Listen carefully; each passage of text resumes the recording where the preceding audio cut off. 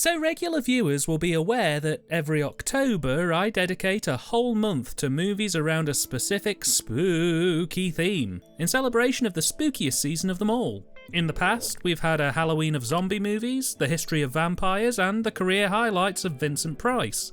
And this year? Well, this year we're going down market as we look at knockoff franchise flicks. The films that wish they were part of bigger and better franchises. This can manifest itself either as heavily referencing better movies within their movie, see Camp Blood really wanting to be part of the Friday the 13th series, or, as is the case of many of the films on this month's list, it can be something as simple as retitling an already existing film to something very reminiscent of a mainstream franchise. See most of the Amityville sequels. Hell, some filmmakers and distributors are even so bold as to go all in on that little lie, going so far as to align all the marketing and branding to whatever franchise they're trying to copy in a desperate attempt to mislead the public into picking their film up after mistaking it as part of a more major series. Today's film? Well, today's film is probably the most glaring example of this that I've seen in a very long time. But before we get into that, joining me on this week's Odyssey into Obscurity is a frankly amazing fellow creator, commentator and friend of the show, Dan from PeckingforgoodDan.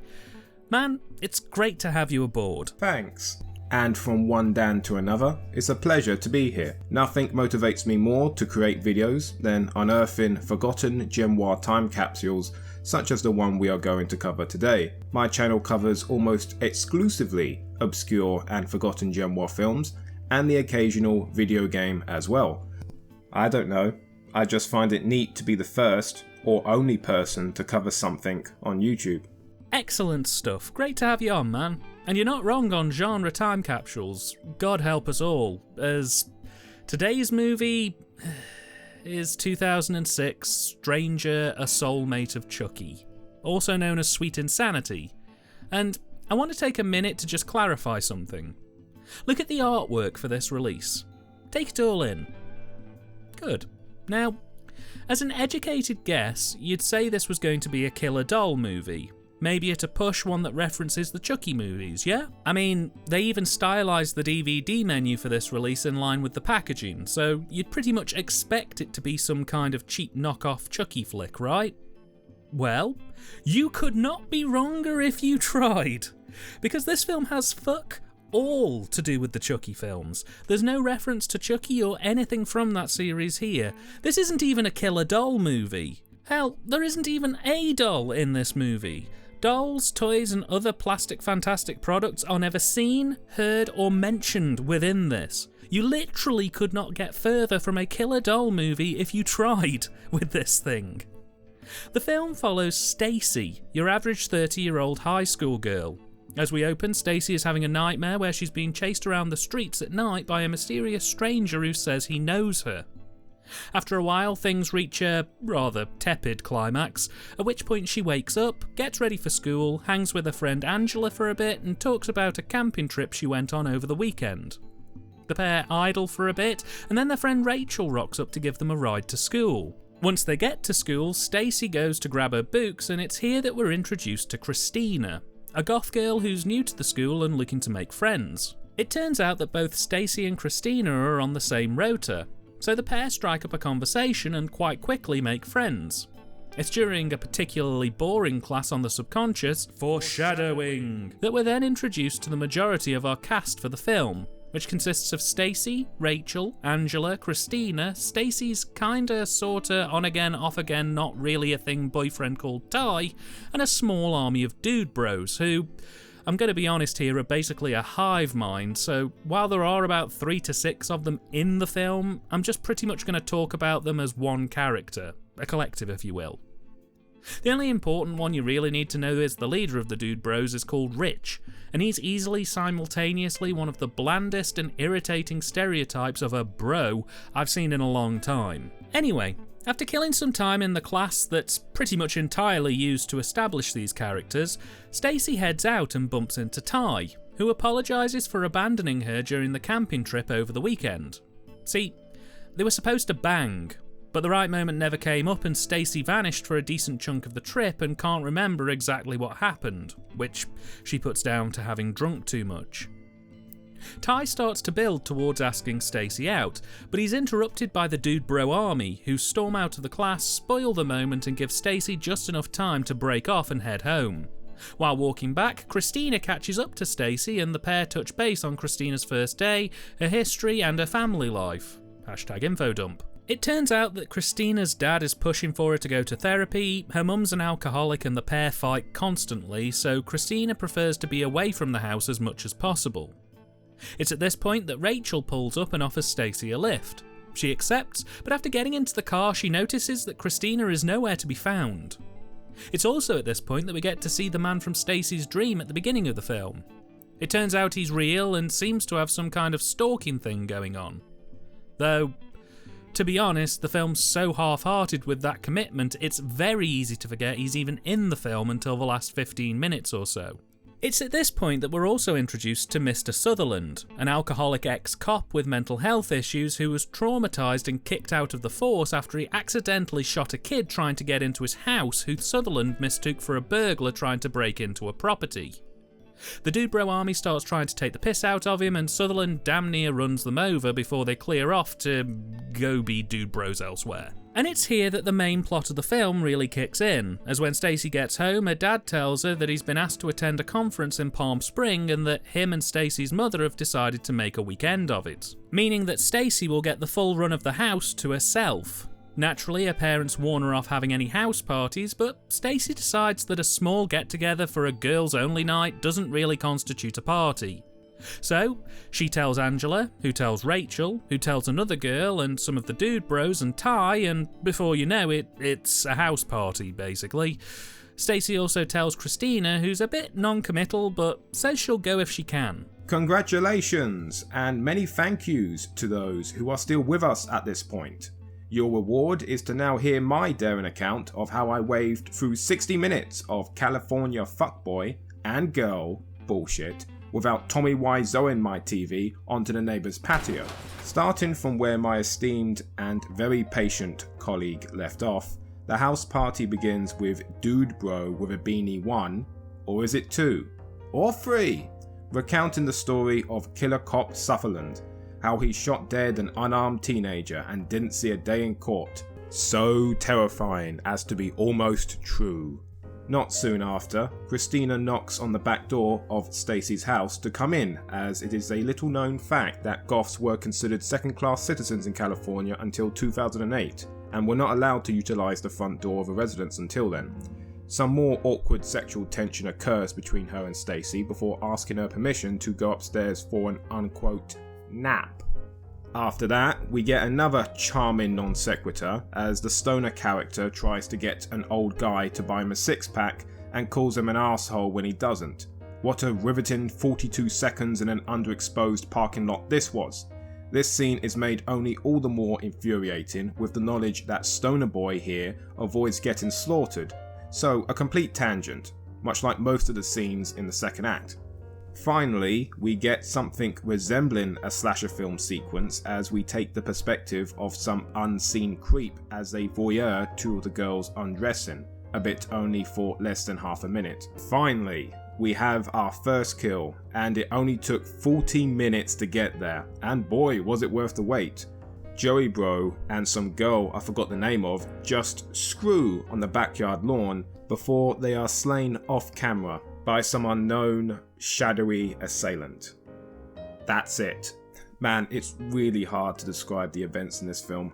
Not because they are woven into some complex plot or are dealing with heavy subject matter, with the focus that it deserves at least. No, it's just that all of it is so feckin' boring, but doesn't last long enough to become truly irritating so I can get myself worked up, you know? The only way I could summarise the second act of Sweet Insanity is that fuck all happens, but there sure is a fuck lot of it.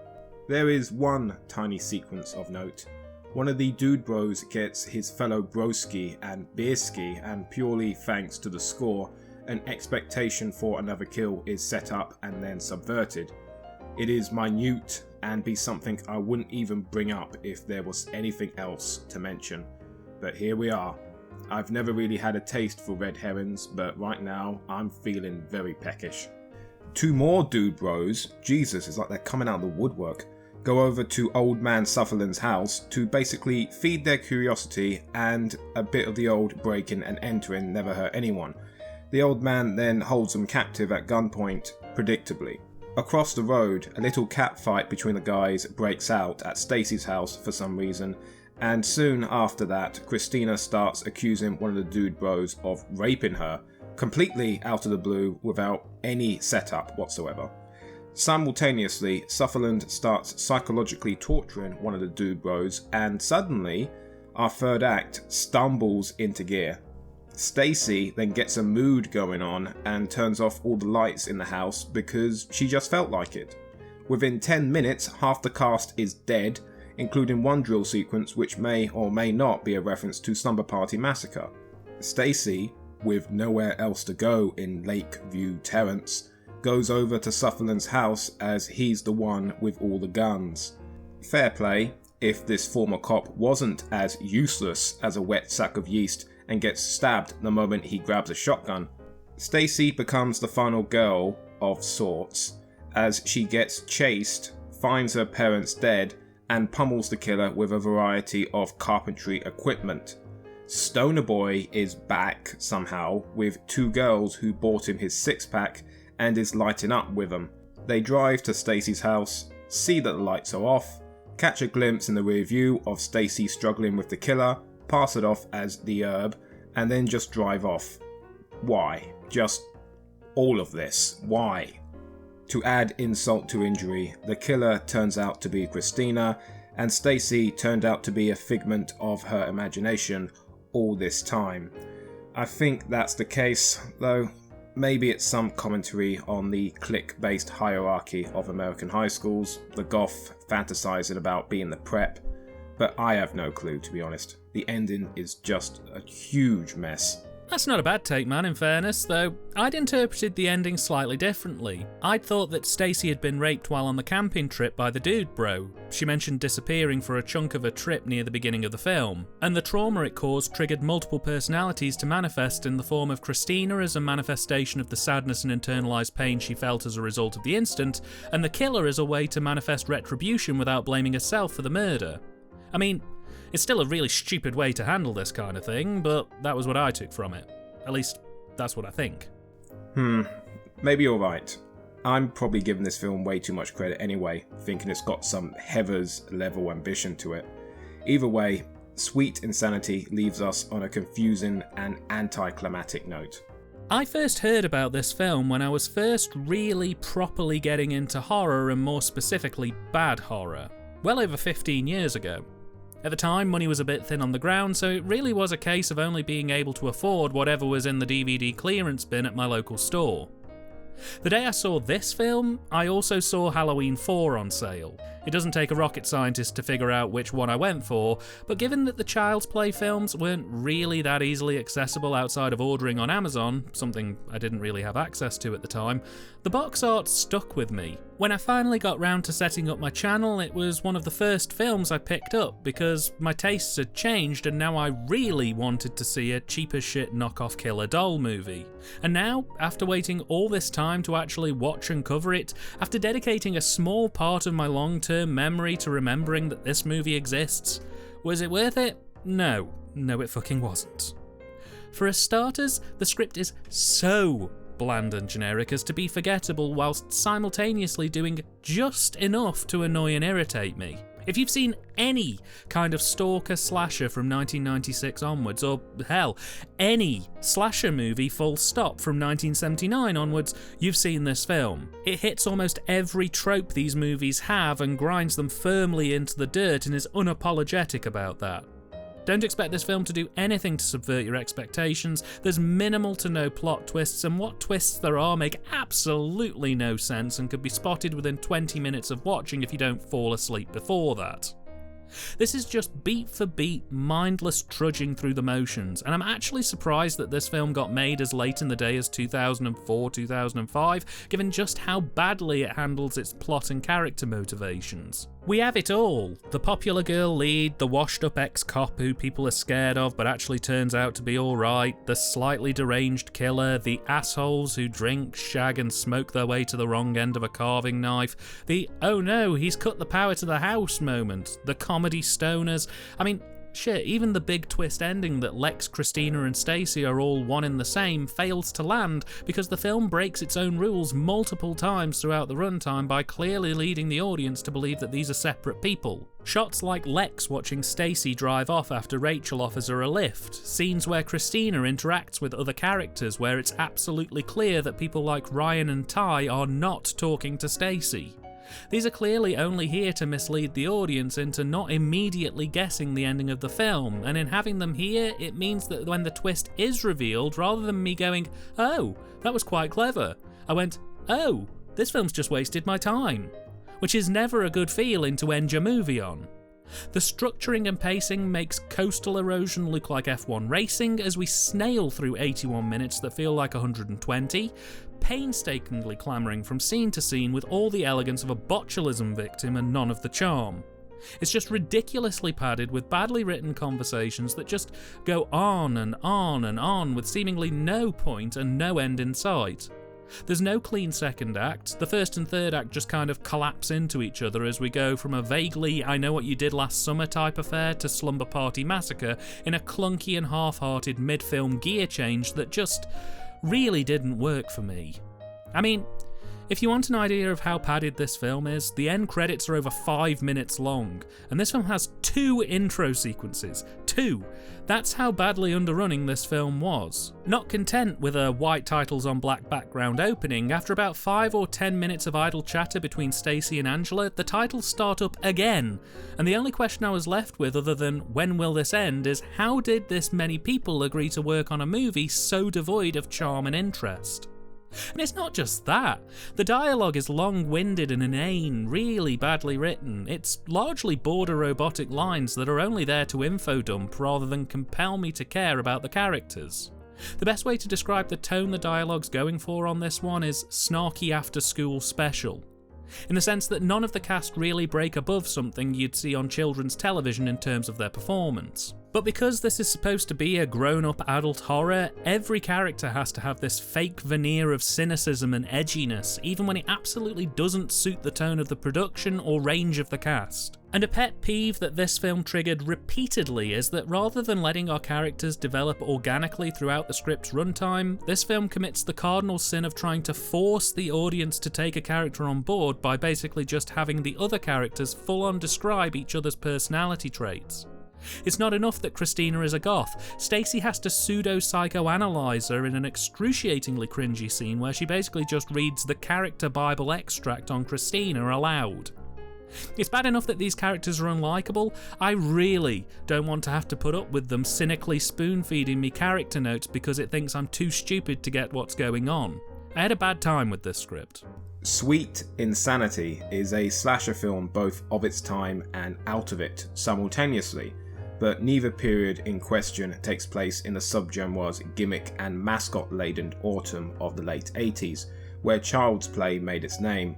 Sweet Insanity can be summarised as 70% character drama and 30% slow burner hack and slash, a style I would identify most closely with proto-slashers such as Black Christmas and Sergio Martino's Torso.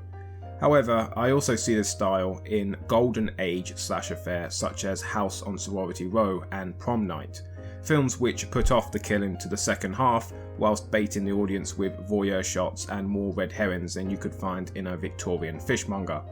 My point being, Sweet Insanity's approach to the slasher film, though not totally obsolete, was simply archaic in the age of Final Destination and torture porn.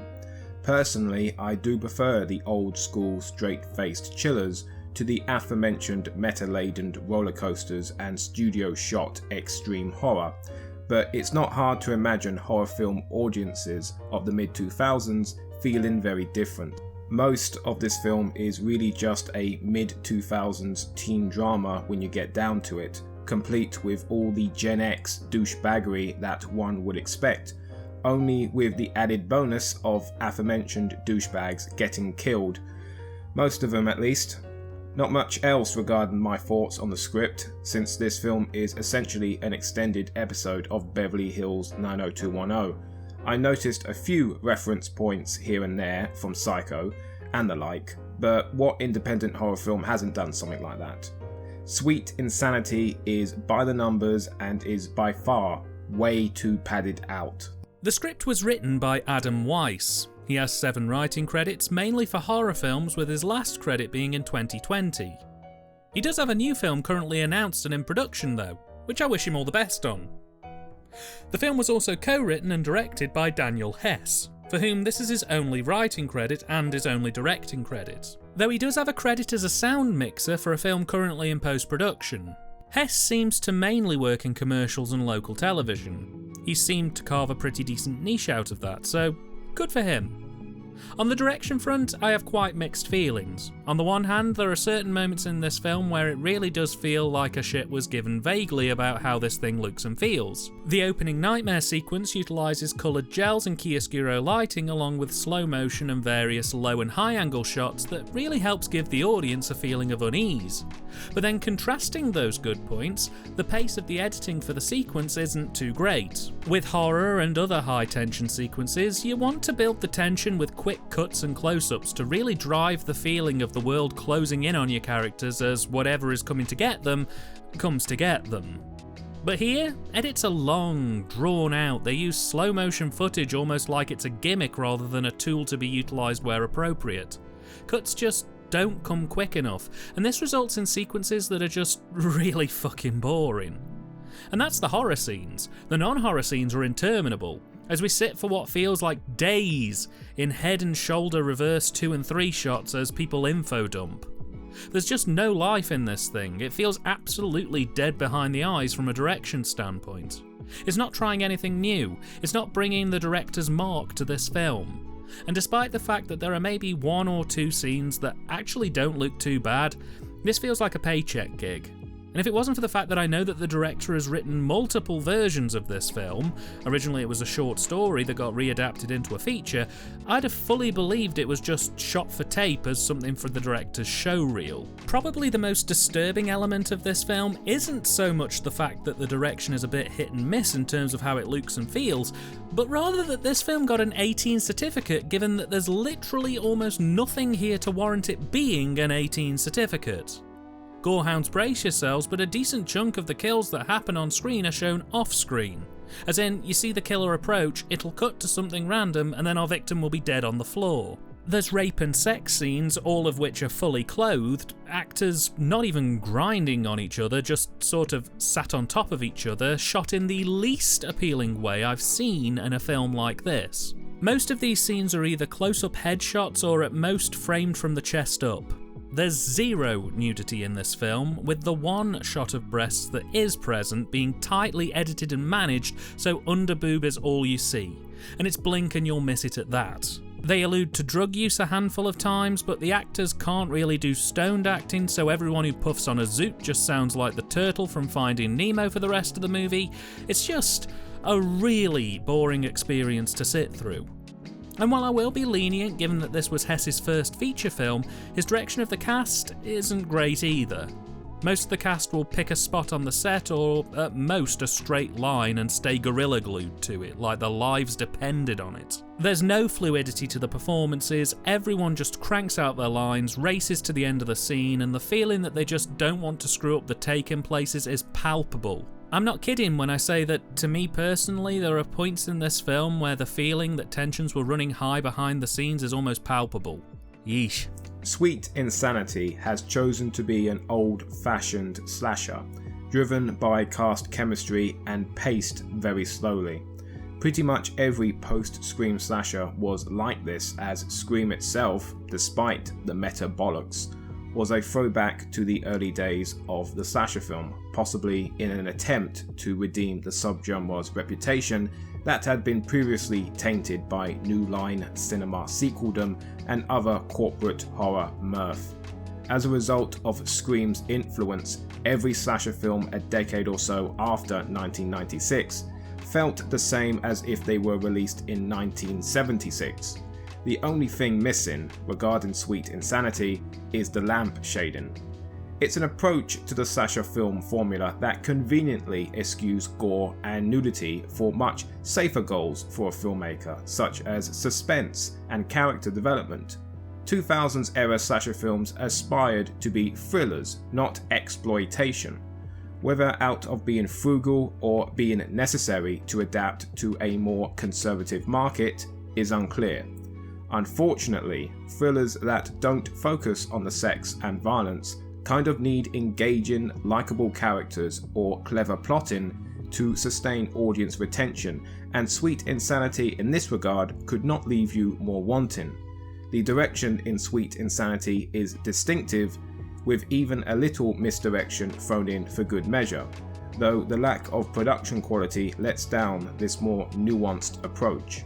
The Cine doesn't fare much better. As mentioned, the editing throughout the film is a bit loose, which really won't help give the sequences any kind of pop or punch. While there is experimentation in places with Dutch angles and high and low angle shots, it's clear that the work was done in post to make shots look more interesting via colour grading and various built-in plug-in effects.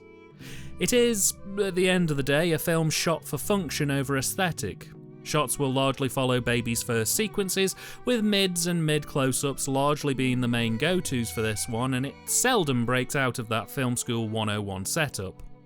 Which can be frustrating, as with a bit more thought and consideration put into the shot list, well, it still wouldn't be good, but it would have at least felt a bit faster paced. It would have drawn the audience in a bit more, made it a bit more of a spectacle than the border pedestrian flick we ultimately ended up with. The choice to shoot on studio grade VT as well was never going to result in this film looking pretty, but because of that it's kind of fallen between two chairs in the sense that it doesn't look rough and ready enough to have the SOV tone and charm that can be endearing, but it also doesn't look high quality enough either to go up against the digital or film crowds. It sits between both, and as such it doesn't look as good as either of them. It's not the only film from around that time to do this, mind, but I'd say it definitely suffers significantly for it. I'm impressed that you could find so much to talk about regarding Sweet Insanity's cinematography, because I could barely see shit for the last half hour. From the moment I laid eyes on the trailer, I knew Sweet Insanity was going to be one of those films, one which you had to watch twice over only to provide analysis.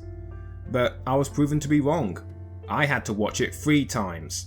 I could write a paragraph a minute for the likes of Nail Gun Massacre with its gratuitous sex, cheap gore and technical ineptness, all shot underneath the basking heat of the Texas sun. But I had strong vibes from the get-go of Sweet Insanity being made on the periphery of the Hollywood studio system and consequently being semi-professional in execution, not inept but frugal. It felt like it was going to be a if only they had more money type of production, where the most embarrassing stuff happened behind the scenes. Typical fringe California fare. Sweet Insanity is for the most part a professional looking film from a technical standpoint. I found the film to be framed really well. It is basic, but it's built for purpose, and I do appreciate that. But couldn't we have had some kind of creativity here? Not even one attempt at a tracking shot or a different shot length other than mid. Though all this pales in comparison to the unacceptable quality of the lighting. Most of it is way underlit and produces a picture quality I can only describe as fetus vision. It was a struggle to comprehend what was going on in several scenes, and the scenes that were well lit were bland and completely unmemorable. Cinematography? No good, simply put. Performance-wise, most of the cast are 5 to 10 years too old to be playing the roles they're playing, and for most of the cast, this was their only on-screen role. They never starred in anything else before or since. Speaking constructively, I think Mackenzie Fergens is probably the best performer in this as Christina. It's not difficult to play a detached goth stereotype, but it can be a difficult balance between playing the role with that emotional, dramatic edge and going full-blown comedic goth melodrama. And I feel Mackenzie just about gets the balance right. She doesn't have a whole lot to do in this film, but I'd say that she was the best out of everyone in this. I'd also maybe drop a mention for David Fine as Mr. Sutherland too. Again, he's not in it much, and it's not that difficult to play a drunk, but he still gives a decent enough performance of a man post-mental collapse drinking to soothe his troubles, and he really brings a somewhat fractious element to the role, which I didn't dislike. But the rest of the cast is a mixed range from just about passable to absolutely radioactively awful, with Josh McCrea as Rich playing a dude bro role that has to be parody. I refuse to accept anything less. It's so hammy and awkward, either he has no idea what he was doing, or he knew exactly what he was doing. Oh boy, the acting. The focal point truly is an hour and a half of obnoxious teen drama in this film, broken up occasionally by the appearance of Officer Red Herring and a few other upstanding members of Californian society. The cast is lively though, and I can't say that none of them were trying, but whether it's the way they were written, the excessive energy the actors were bringing, or just plainly being a sign of the times, they come off as self-centered, passive-aggressive, and pretty much all that's negative about teenage stereotypes around this period. Now that sounds like every body count horror film ever made, but the characters push your patience a bit too much here in this Chucky sequel that never was, and since the killing doesn't start till 40 minutes in, I feel Sweet Insanity asks us to tolerate a little too much of their company. Whether they were taking the piss or just taking the check, the cast do their very best to leave their mark, but ultimately it's a battle they lose against inexperience and a pedestrian screenplay. And finally, the soundtrack. And this is by far the worst element of this film. Right out of the gate, the incidental music is mixed way too hot against the performer's audio, meaning quite often the actors become inaudible over the sound of early 2000s rock and pop punk. The score dominates the movie, meaning quite often important moments are totally unheard or require multiple listens to really make sense of what's happening. Any ADR work or re-recorded audio sounds nothing like the on-set audio, which causes problems when it's implemented as room tone comes and goes between cuts. Some actors' vocals are mixed overly hot, others are too quiet. I basically spent a not insignificant chunk of this film's runtime just rocking the volume switch as I cranked it up to hear what the actors were saying before being blown across the room by a score which was 2 to 3 times louder than the vocals.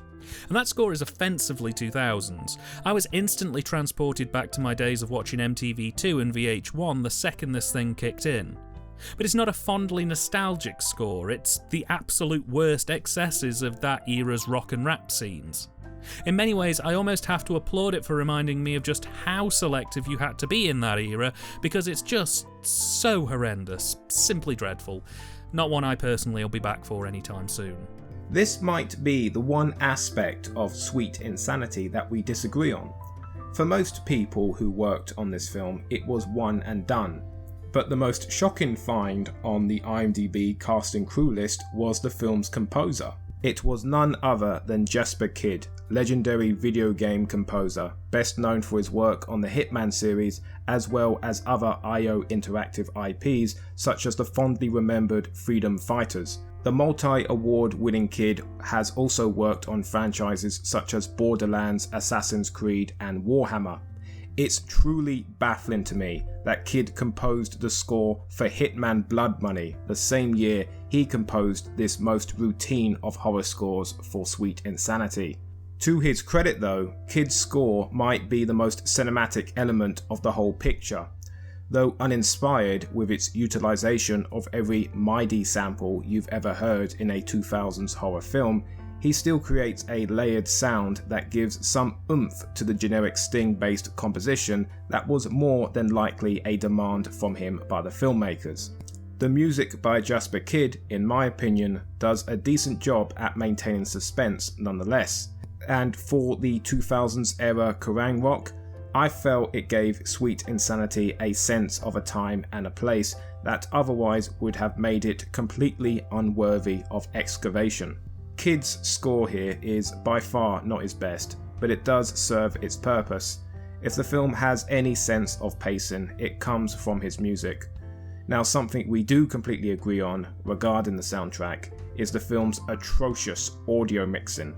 Whether the actors were mumbling their lines or the mastering was just crap, I could barely hear anyone's dialogue, and for a film that focuses on character interaction for the most part, that is unacceptable.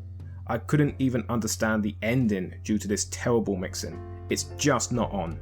If it wasn't for nostalgia, a familiar approach to pacing, and some moments of pure atmosphere, I would have turned Sweet Insanity off after 10 minutes, because the sound mixing was just that bad. This film was originally released in the US as Sweet Insanity in 2006 under Hess's film company WLS Films. For some reason, at some point after its official release, it was picked up by Lighthouse DVD Distribution for a widespread European release.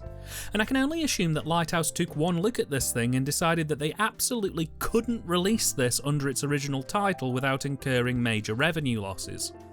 So, they just decided to blatantly and barefaced lie to consumers to get them to buy the movie. They changed the title to Stranger, a Soulmate of Chucky, put a creepy doll on the box art and DVD menu and shoved it out the door in 2006. Had anyone taken the time to actually read the plot synopsis, they'd have probably realised that none of the marketing on this release made any sense whatsoever in relation to the film. It's total bullshit designed to cash in on the fact that Seed of Chucky had come out less than 12 months prior to this film getting a DVD release. They were just hoping consumers wouldn't bother looking into it and think they'd found some long-lost Child's Play sequel. It's all bollocks and I hate it, hate it, hate it. And the UK version got double shafted because the US release had an audio commentary, film trailer and a set of trailers for other films distributed by the label. The UK release didn't even get subtitles. Since its DVD release, the film hasn't been seen again, which actually kind of surprised me honestly, given that we're now in the age of anything can be a Blu-ray. I'd have put good money on someone like Makeflix or Retro Media or Sterling Films having put this one out, or that it would have at least made it to streaming. But then, maybe it's even too rotten for that. God knows why the UK distributors decided to pass this film off as a Chucky sequel, though I completely forgot, like most people, that an official Chucky sequel was actually released in 2004. Regardless, Sweet Insanity just doesn't create any memories for me. All I can remember of it is a grey haze, and even that impression will be lost to me in a week or two. Add a few tits and some stage blood, I might have felt very different, but then again, I don't think this film was made for me. I don't think it was made for anyone, to be honest. It just exists. Unless you got good memories elsewhere whilst watching it back in 2006, I'd say pass. It's a very dry, boring experience. So, to summarise, Sweet Insanity is an early 80s style slasher film updated for the mid-2000s. A slow burn chiller that's a little too enthralled in the world of Gen X teenage stereotypes as the formulaic drama and one-to-one plagiarism of Psycho combine to make a very bland experience. There are no interesting performances or camera work, no sex nor violence, not wit nor wisdom to be found anywhere. It is the most commonplace mid-2000s slasher you could ever imagine, and though it is a competent example of filmmaking, it is also extremely dull, and therefore is destined to be forgotten, like many of its shot on digital video contemporaries. Stranger is as generic as they come, and while it does have the very rare and occasional moment of interest, it's ultimately an 18 certificate horror movie with very little horror, very little titillation, and very little point. I feel sorry for everyone who's been suckered into picking this one up, honestly. That money could have gone to significantly better films. I want to end this review on a somewhat happier tone though, so viewers, you'll be delighted to hear that Lighthouse DVD Distribution, the company responsible for repackaging this mess with a side order of bullshit, was lovingly dissolved in February 2016. Never again to try and serve up their unique form of bollocks. All's well that ends well. Daniel, thanks so much for taking time out to drop by my channel this Halloween season. Your yearly 31-day Halloween marathons have become staple viewing for me in the last couple of years, and I highly recommend you guys head over to check his stuff out. It's great, and I really look forward to seeing what you've got coming up this year. For the folks at home, would you mind telling us where they can find you and giving us any hints as to what you might have coming up? Yeah, sure. Type in Pecking for Good TV into the search bar and you'll find several reviews of films you never knew you never needed to know. My output is sporadic, but I assure you I don't half-ass. And I always get round to replying to comments, so if you want to do that under the vids, be my guest.